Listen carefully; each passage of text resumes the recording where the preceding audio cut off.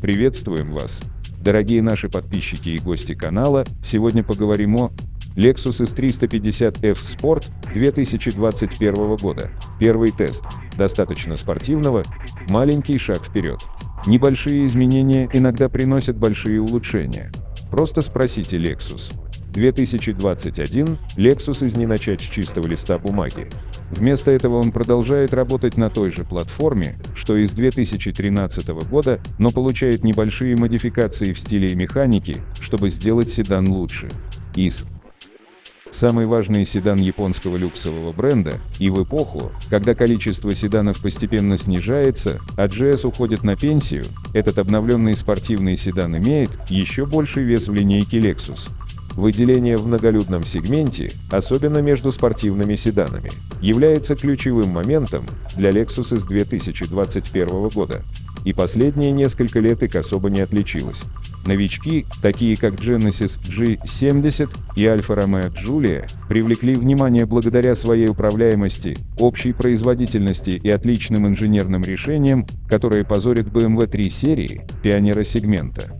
Сообщается, что Lexus работает над совершенно новой IS, которая будет более горячей, чем текущая модель, но тем временем она остается актуальной в этом сегменте, внося небольшие обновления в IS на 2021 год. Мы провели несколько дней, управляя задним колесом. Прокатитесь на Lexus S350F Sport 2021 года и протестируйте его обновление на треке и извилистых горных дорогах. Как и все Lexus S350F Sports 2021 года, наша модель оснащалась 3,5-литровым двигателем V6, который развивает мощность 311 лошадиных сил и крутящий момент 280 тысяч оборотов в минуту. В нашем примере мы использовали 8-ступенчатую автоматическую коробку передач, которая передавала мощность двигателя на задние колеса. Также доступна система полного привода, хотя вместо нее вы получите 6-ступенчатую автоматическую коробку передач. Это относительно неплохие показатели мощности и крутящего момента для безнадувного V6, и это проявилось на треке. Но по сравнению с конкурентами из немного уступил. Одним из последних протестированных нами BMW 3 серии был 330i X-Drive 2019 года. Это не сравнение яблок с яблоками из-за четырехцилиндрового двигателя BMW и дополнительной системы полного привода, но третья серия была на одном уровне с Lexus, преодолевая четверть мили за 14,1 секунды на скорости 98,1 миль в час и разгоняясь от 0 до 60 миль в час за 5,5 секунды. Наш долгосрочный автомобиль Genesis G70 2019 года, оснащенный задним приводом и модернизированным 3,3-литровым двигателем V6 с двойным турбонаддувом, был заметно быстрее IS, разогнавшись до 60 миль в час за 4,5 секунды и преодолев четверть мили за 13 секунд на скорости 108,5 миль в час. Даже наша долгосрочная Alfa Romeo Giulia 2018 с базовым двигателем i4 с турбонаддувом был быстрее, чем IS, достигая 60 миль в час за 5,2 секунды и достигая четверти мили за 13,8 секунды на скорости 100,6 миль в час. Редактору дорожных тестов Крису Уолтону понравился S350F Sport на треке. Этот автомобиль ближе к тому, что когда-то ощущался третьей серией, чем третья серия сейчас, сказал он. На трассе в форме восьмерки, которую Уолтон проехал за 25,4 секунды при 0,93 G, IS поворачивался четко, а дифференциал повышенного трения помог снизить мощность, так что Уолтон мог уверенно вести машину. В целом, это очень хороший спортивный седан, и я считаю, что первый F-Sport имеет значение, сказал Уолтон. Он кажется легким и живым, но без раздражения. Еще Lexus, пожалуйста. Хотя количество тестов оказалось средним для сегмента, обновления IS помогли ему лучше чувствовать себя в дороге. Во время прогулки по шоссе Анхелес-Крест к северу от Лос-Анджелеса ездить на IS было довольно весело. При включенном режиме Sport S управляемость автомобиля была превосходной, обеспечивая отличную обратную связь о том, что происходило за рулем. И хотя в режиме Sport S трансмиссия удерживала передачи немного дольше, она все равно переключалась на более высокую передачу, что нам не понравилось.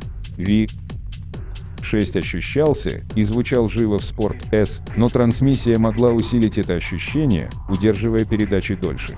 Коробка передач быстро переключалась на пониженную передачу, когда ощущала нажатие на педаль акселератора, что несколько улучшало впечатление от вождения. Что действительно хорошо удалось в ИС, это сочетание комфорта и роскоши со спортивными характеристиками, которые являются отличительной чертой седанов в этом сегменте. И казался более комфортным, чем динамичным, но, как мы видели на Angelis Crest, он может усилить впечатление от поездки, чтобы доставить удовольствие. Подвеска хорошо справлялась с креном кузова на крутых поворотах, хотя и не на уровне Giulia или G70. И все же на горных дорогах X смог уверенно себя чувствовать.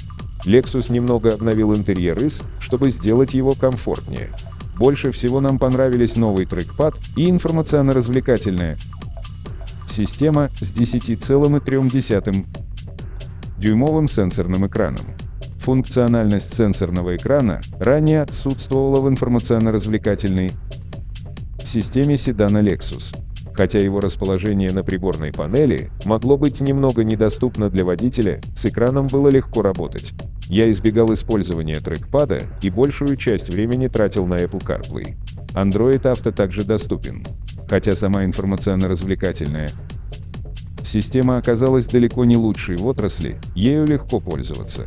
В отличие от некоторых систем, которые отображают только часть экрана при подключении CarPlay, дисплей IS тщательно продуманно отображал полный экран.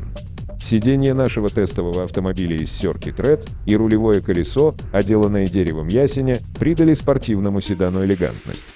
Хотя дизайн кабины сильно не изменился, небольшие обновления приветствовались. Центральная консоль была переработана, чтобы освободить немного больше места, а старые квадратные вентиляционные отверстия были заменены на более стильные круглые блоки. Аудиосистема Mark Levinson с 17 динамиками звучала четко и ясно, и мне приходилось прибавлять громкость, когда включались мои любимые песни.